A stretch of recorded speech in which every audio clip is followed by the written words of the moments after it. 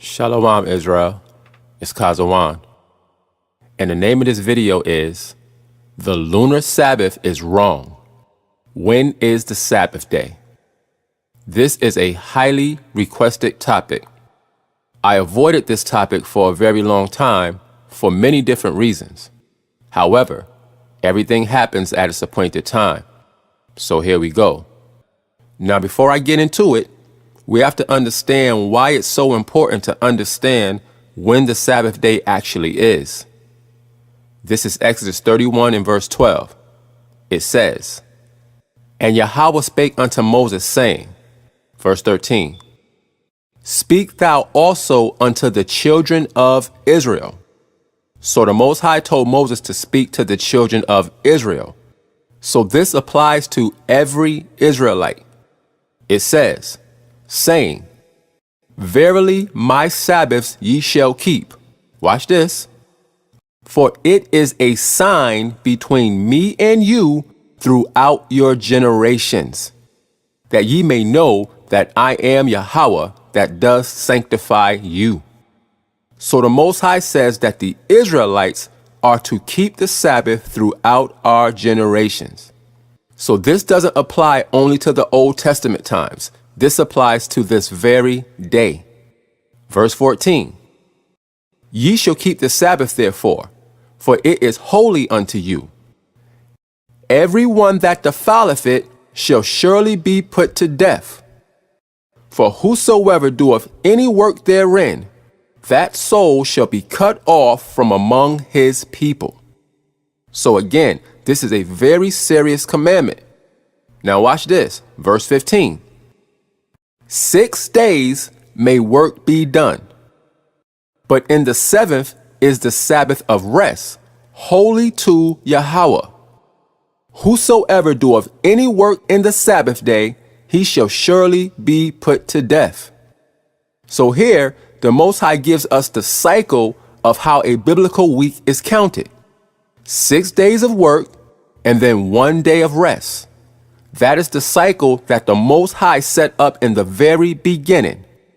Any cycle that doesn't follow this cycle is not the cycle that the Most High gave us.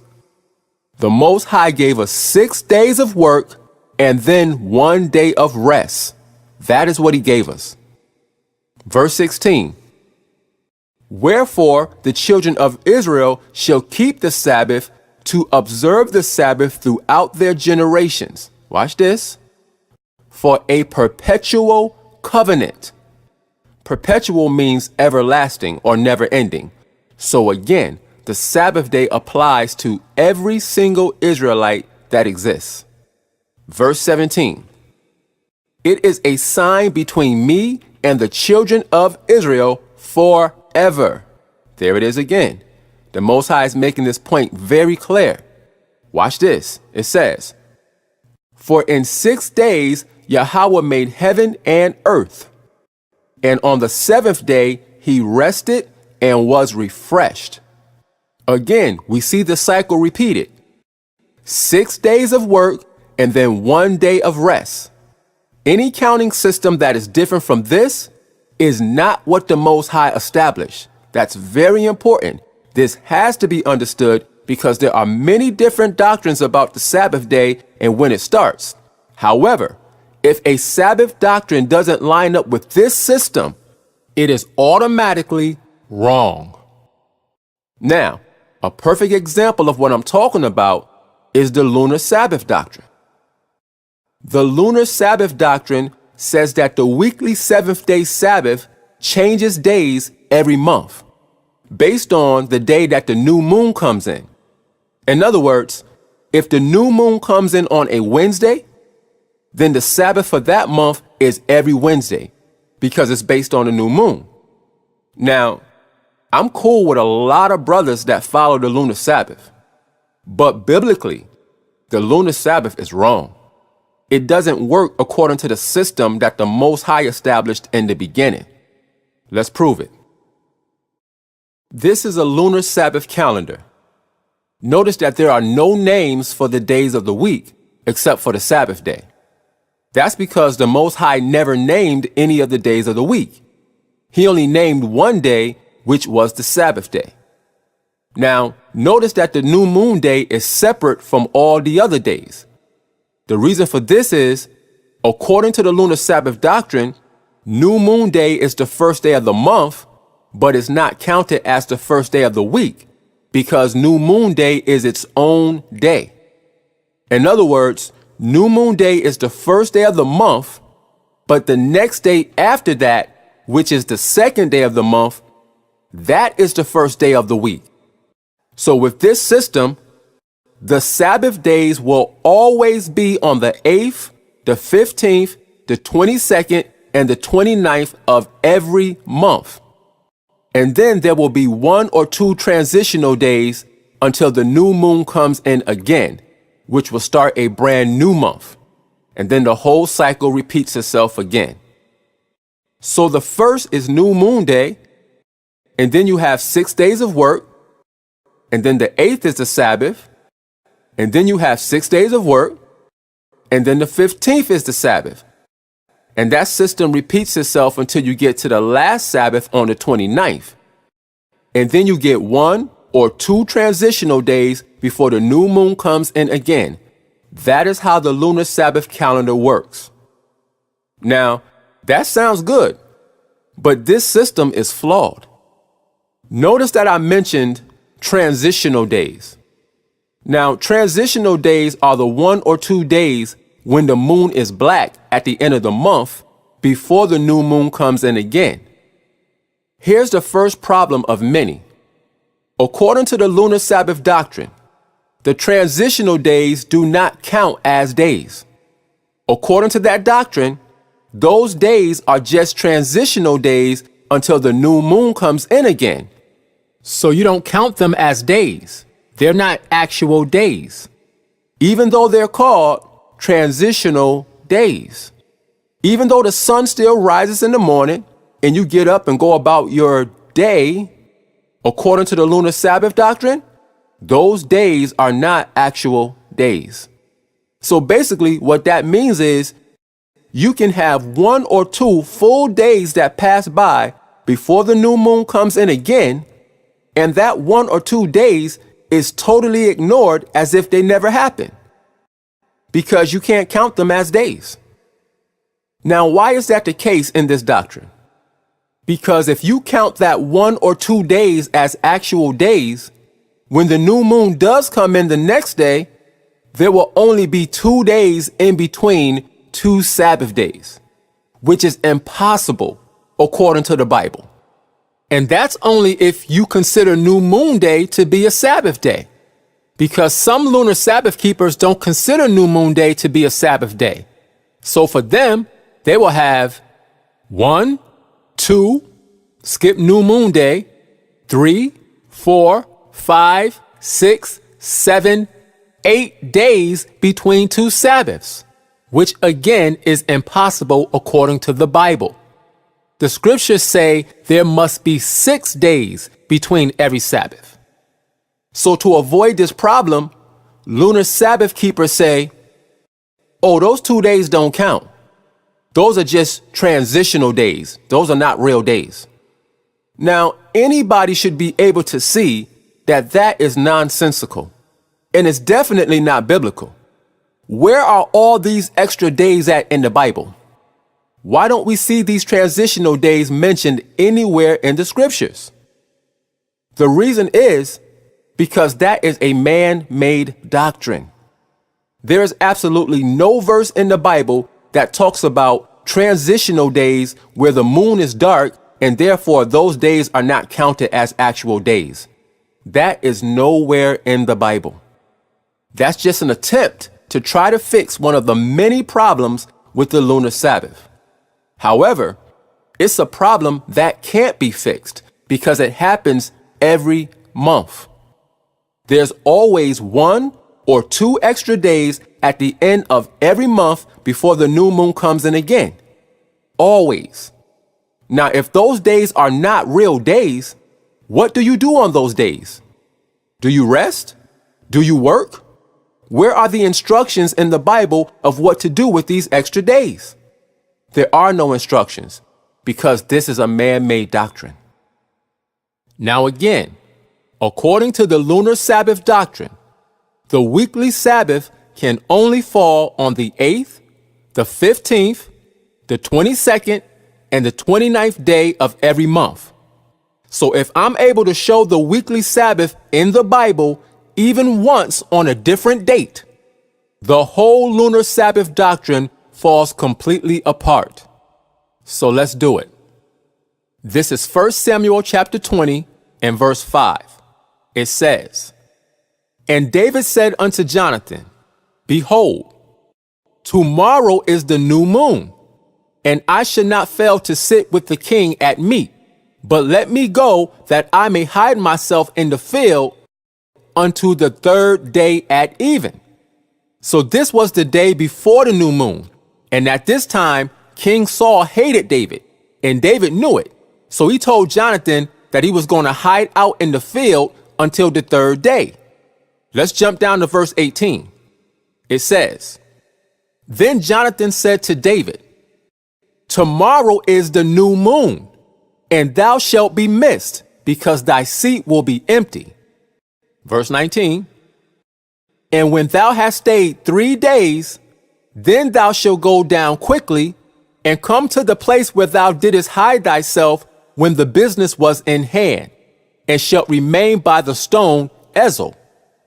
Now, let's jump down to verse 24. It says, "So David hid himself in the field," watch this, "and when the new moon was come, the king sat him down to eat meat," meaning King Saul sat down to eat.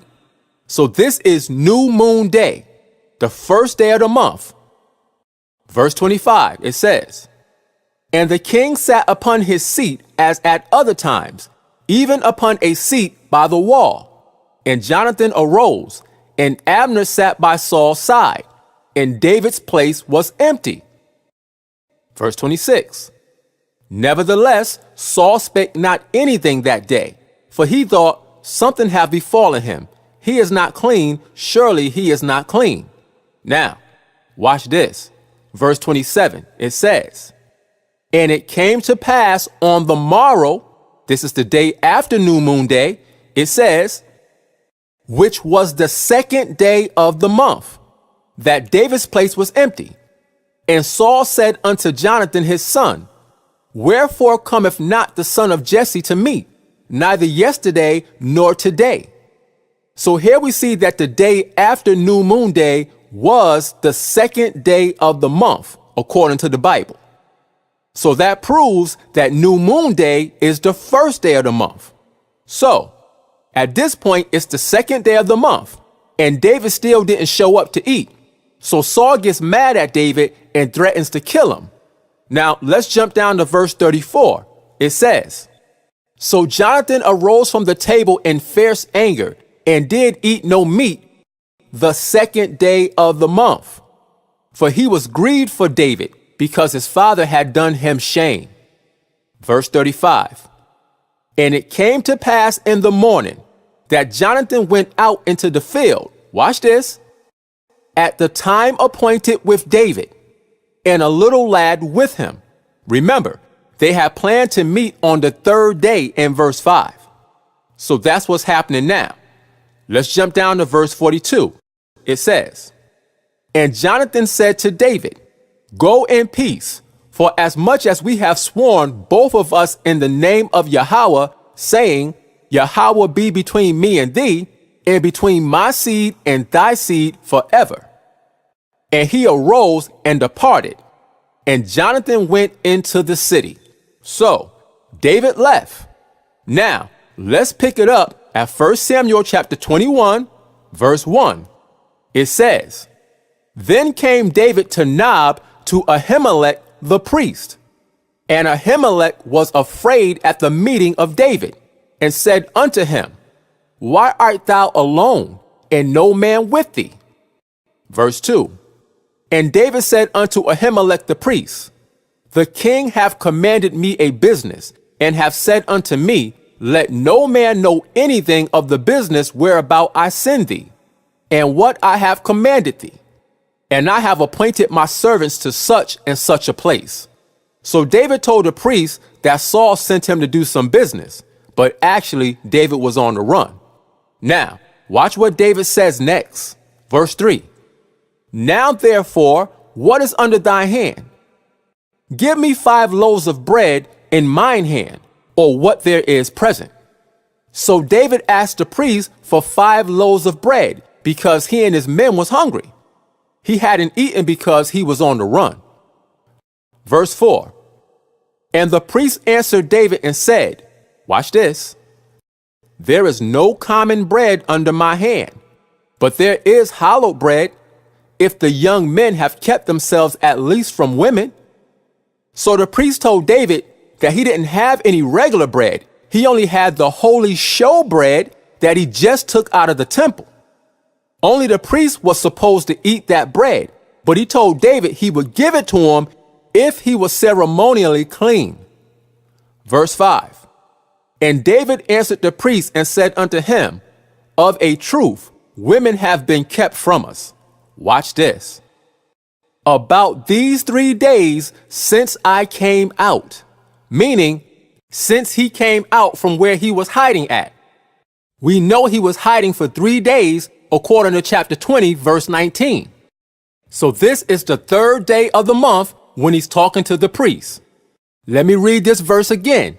It says, and David answered the priest and said unto him, of a truth, women have been kept from us. Here it is. About these 3 days since I came out. And the vessels of the young men are holy, and the bread is in a manner common, yea, though it was sanctified this day in the vessel. Now, watch this. Verse 6, it says, so the priest gave him hallowed bread, for there was no bread there but the show bread that was taken from before Yahweh to put hot bread in the day when it was taken away. So the only bread that the priest had was the old show bread that he had just replaced with the new show bread. David showed up right after the priest had changed the bread, and he gave the old bread to David to eat. Now remember, this was the 3rd day of the month when this happened. Now, what day did the priest have to replace the showbread according to the law? Let's see. This is Leviticus chapter 24 and verse 5. It says, and thou shalt take fine flour and bake 12 cakes thereof. 2/10 deals shall be in 1 cake. So this is the showbread. Verse 6, it says, and thou shalt set them in 2 rows, 6 on a row, upon the pure table before Yahweh. Verse 7, and thou shalt put pure frankincense upon each row. Watch this. That it may be on the bread for a memorial, even an offering made by fire unto Yahweh. So here we see how the showbread was prepared and how it was set up. Now, how often did they have to do this? Verse 8, it says, every Sabbath he shall set it in order before Yahweh continually, being taken from the children of Israel by an everlasting covenant. So we see here that the priest had to replace the old showbread with new showbread every Sabbath day, continually. So the showbread was changed on the Sabbath day. Therefore, we know that David came to the priest on the Sabbath day when he was replacing the showbread. But we also know that it was the 3rd day of the month, not the 8th day. So that proves that the Sabbath does not always fall on the 8th, the 15th, the 22nd, and the 29th day of every month. Therefore, the lunar Sabbath doctrine is wrong. David came to the priest on the 3rd day of the month, and we know for a fact that that was the Sabbath day because Yahushua used this same story to cut the Pharisees about the Sabbath day. Watch. This is Matthew chapter 12 and verse 1. It says, "At that time, Yahushua went on the Sabbath day through the corn, and his disciples were a-hungered, and began to pluck the ears of the corn and to eat." Verse 2, "But when the Pharisees saw it, they said unto him, Behold, thy disciples do that which is not lawful to do upon the Sabbath day." So the Pharisees told Yahushua that he was breaking the Sabbath day. But watch this. Verse 3, it says, "But he said unto them, Have ye not read what David did when he was a-hungered, and they that were with him?" Verse 4, "How he entered into the house of the Most High, and did eat the showbread, which was not lawful for him to eat, neither for them which were with him, but only for the priests." Now, why did Yahushua use this example with the Pharisees?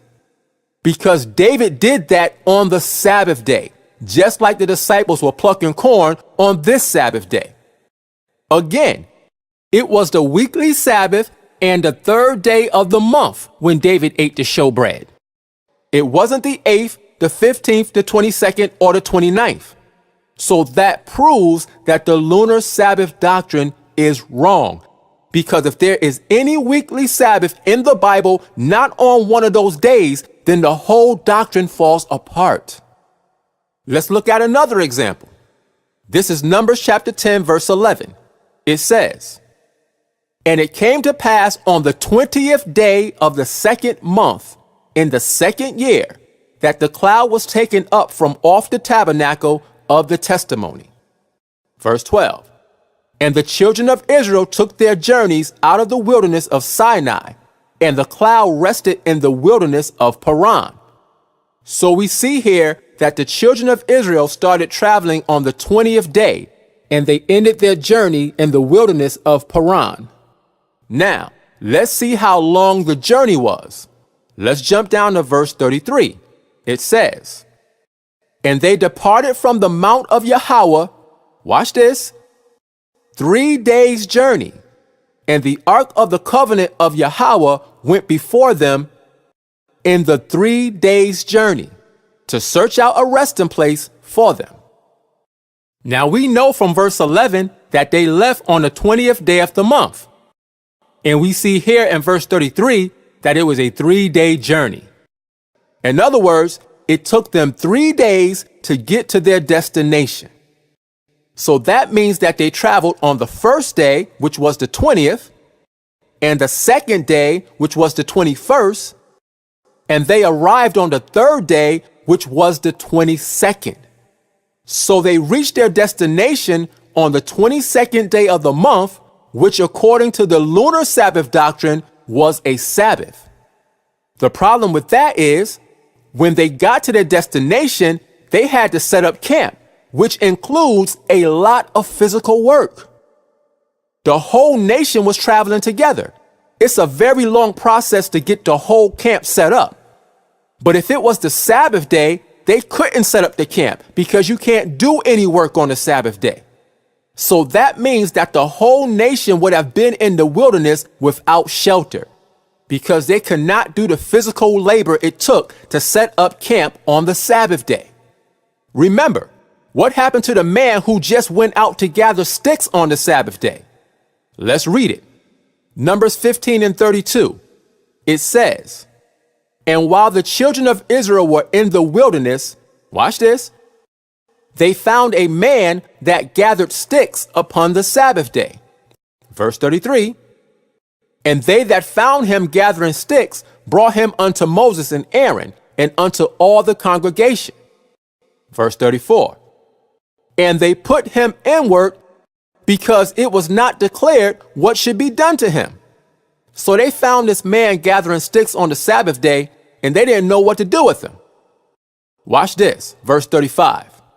"And Yahweh said unto Moses, This man shall be surely put to death. All the congregation shall stone him with stones without the camp." Verse 36.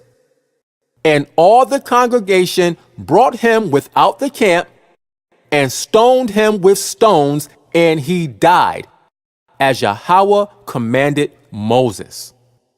So this man was put to death for simply gathering sticks on the Sabbath day. But yet the Most High allowed all Israel to work and set up the whole camp on the Sabbath day? Of course not. That doesn't make any sense because it's not the truth. We know according to the Bible, you can't do any work on the Sabbath day. This is Exodus 31:14 again. It says, "Ye shall keep the Sabbath therefore, for it is holy unto you. Everyone that defileth it shall surely be put to death." Watch this. "For whosoever doeth any work therein, that soul shall be cut off from among his people." So no work is to be done on the Sabbath day. You can't have the whole nation in the wilderness setting up camp on the Sabbath day. We saw that Israel got to their destination on the 22nd day of the month. If that was the Sabbath day, they would not have been allowed to set the camp up. Now, the Most High would not put them in that situation where they had to be without shelter. So this proves that the 22nd day of that month was not the Sabbath day, which means that the lunar Sabbath doctrine is wrong. Now, let's deal with creation week. Did the moon exist during the first 3 days of creation? No. Genesis chapter 1, verses 16 and 19 tell us that the moon was made on the 4th day. Look at this diagram of creation week. The moon did not exist during the first 3 days of creation. So here's the question. Did the Most High count those 3 days as days? Yes. So that takes us back to the transitional day problem. Why do lunar Sabbath keepers say that you can't count the days when the moon is in transition, yet we see that the Most High counted 3 full days before the moon even existed? So the transitional day theory doesn't make any biblical sense. Every day is a day, whether the moon is illuminated or not. The Most High made the moon on day 4, but he waited until 3 days later on day 7 to call that day holy. He sanctified day 7, not day 4, and not day 8, day 7. Now, some people argue against this point by saying that the days of creation were not literal days of 24 hours.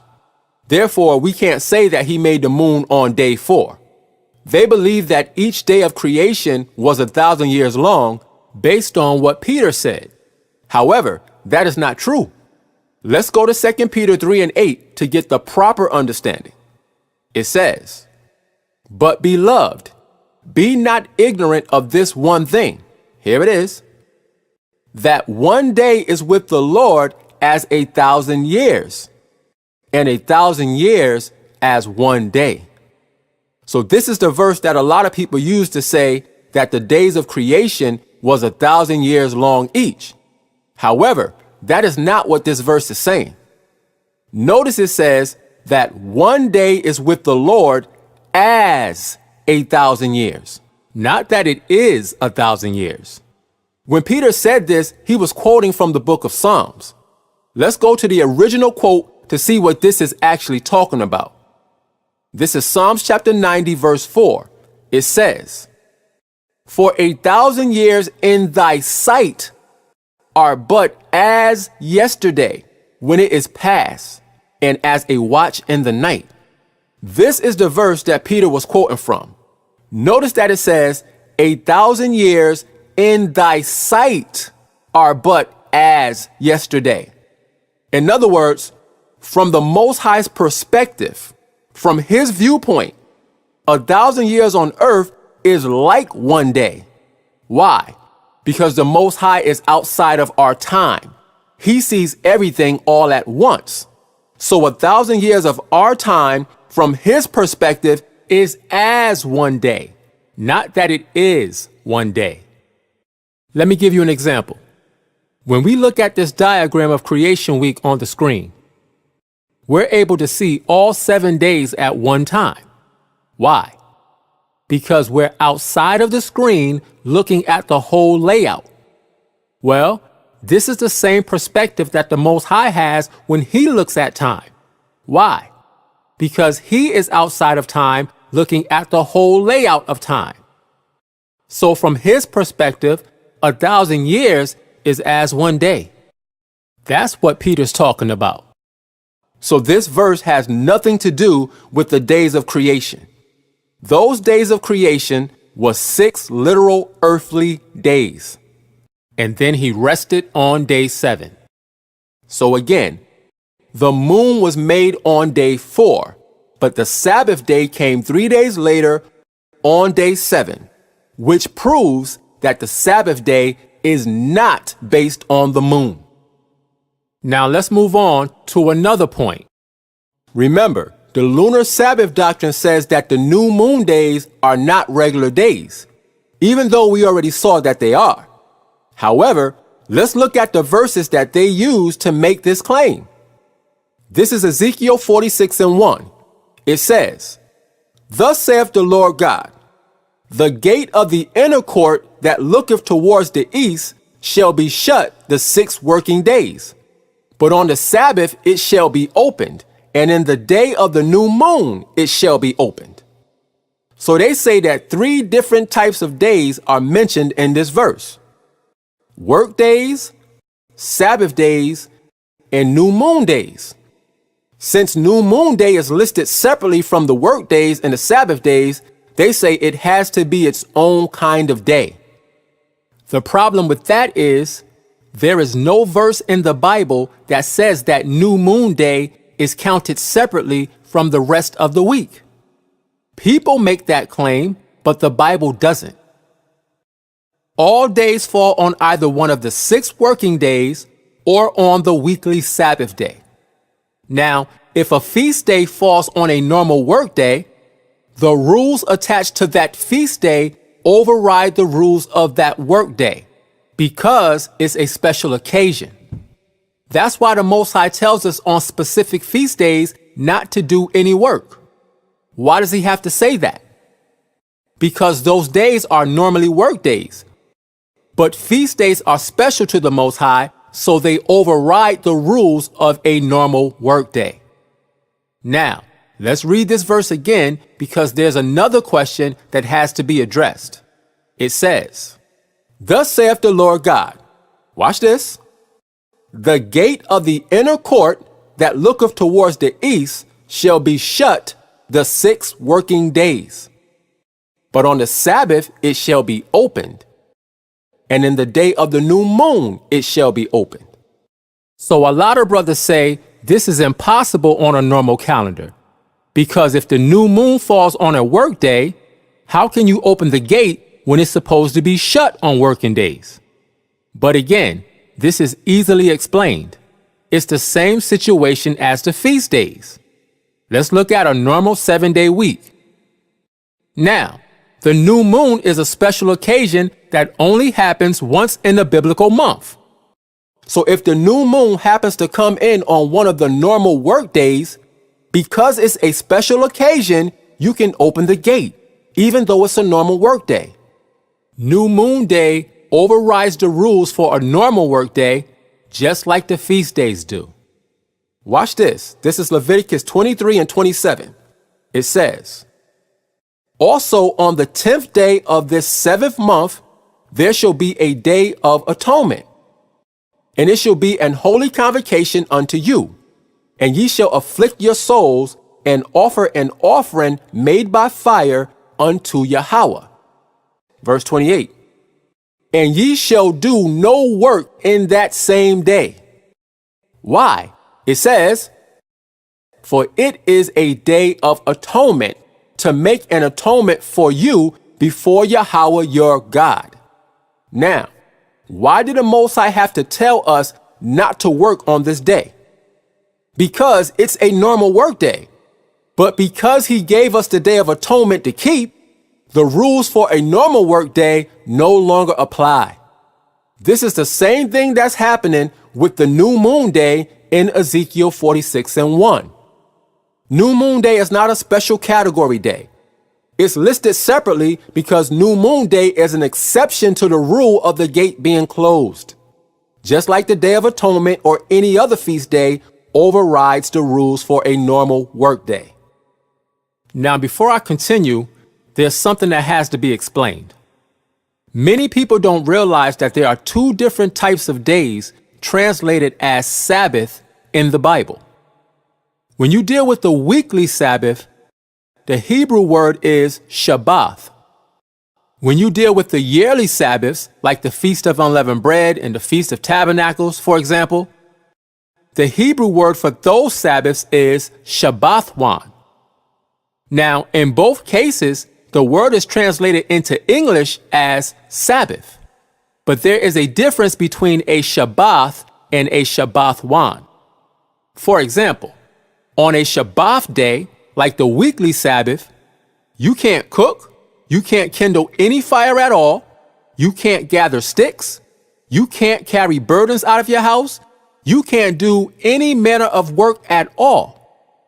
However, on a Shabbathwan day, you can cook, you can kindle fire, you can gather sticks, and you can carry burdens. But again, there's no distinction of these types of days in the English. It just says Sabbath for all of them. But in the Hebrew, one says Shabbat and the other says Shabbathwan. Let me give you an example. This is Exodus 35:3. It says, "Ye shall kindle no fire throughout your habitations upon the Sabbath day." So this is the weekly Sabbath. Now, if you can't kindle fire, obviously that means you can't cook either. Let's look at the word Sabbath in this verse. Notice it's the Hebrew word Shabbat. So we see that you are not allowed to cook or kindle any fire on a Shabbat day. Now, let's go to Exodus 12:3. This is in reference to the Passover and unleavened bread. It says, "Speak ye unto all the congregation of Israel, saying, In the 10th day of this month they shall take to them every man a lamb, according to the house of their fathers, a lamb for an house." So we had to choose a lamb for the Passover. Let's jump down to verse 6. It says, "And ye shall keep it up until the 14th day of the same month. And the whole assembly of the congregation of Israel shall kill it in the evening." So we kept the lamb until the 14th day of the month at evening, which is the Passover. When the evening came, which starts the 15th day, we killed the lamb. So obviously, after we killed it in the evening, we had to cook it. Watch this. Let's go down to verse 8. It says, "And they shall eat the flesh in that night." Here it is. "Roast with fire and unleavened bread, and with bitter herbs they shall eat it." So we were allowed to cook and kindle fire on this day. Let's go down to verse 10. It says, "And ye shall let nothing of it remain until the morning." We had to eat all the lamb that night.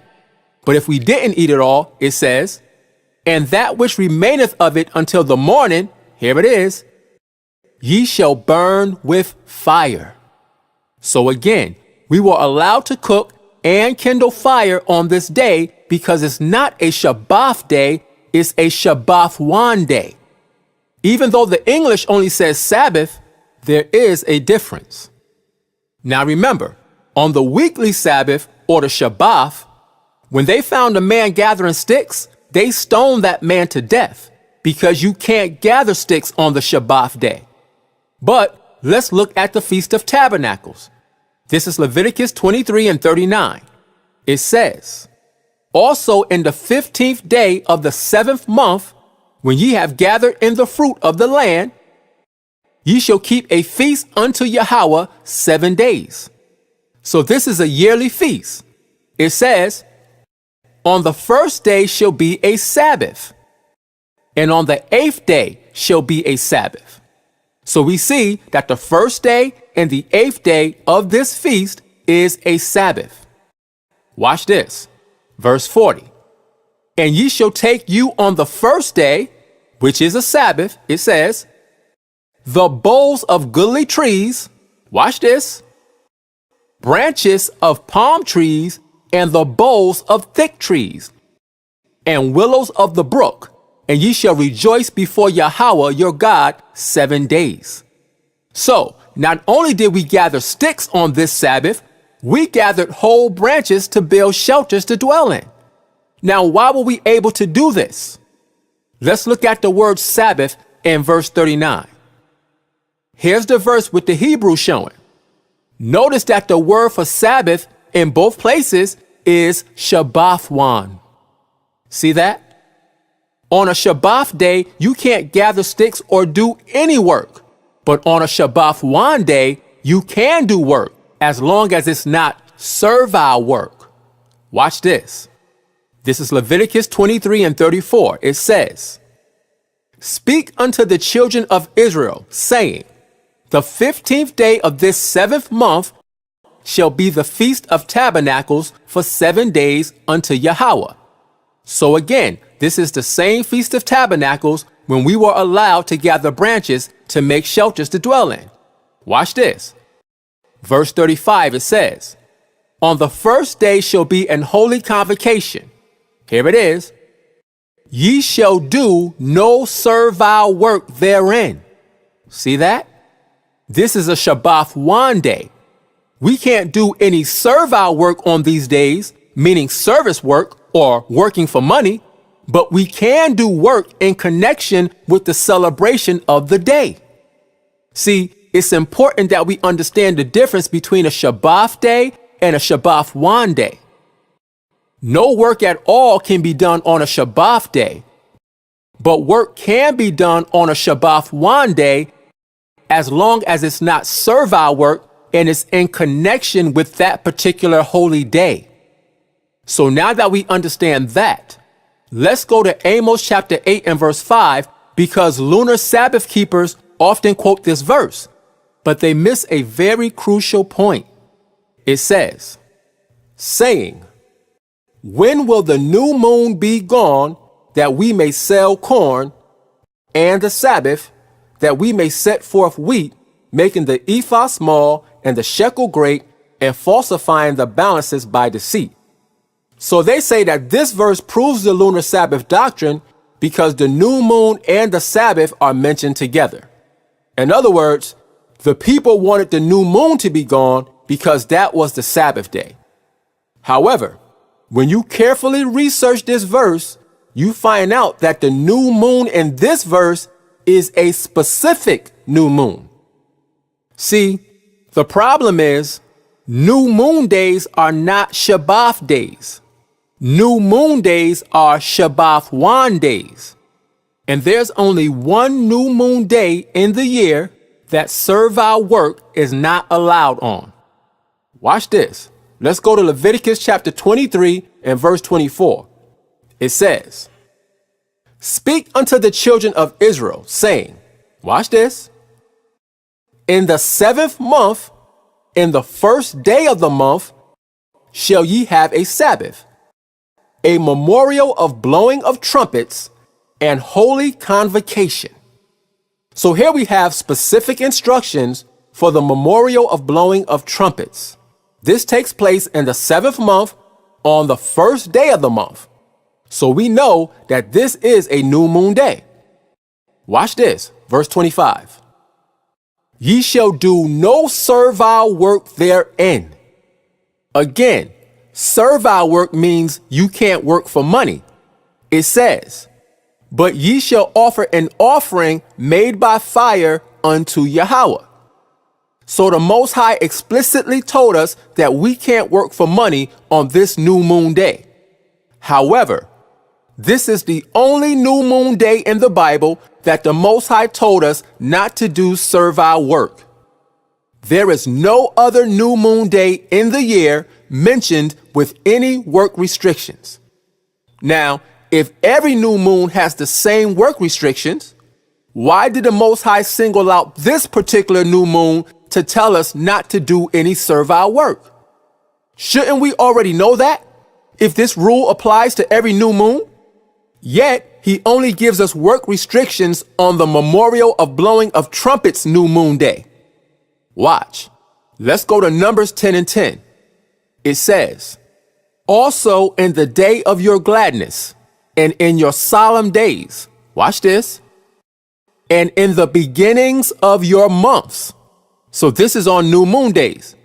It says, ye shall blow with trumpets over your burnt offerings and over the sacrifices of your peace offerings, that they may be to you for a memorial before your God. I am Yahweh, your God.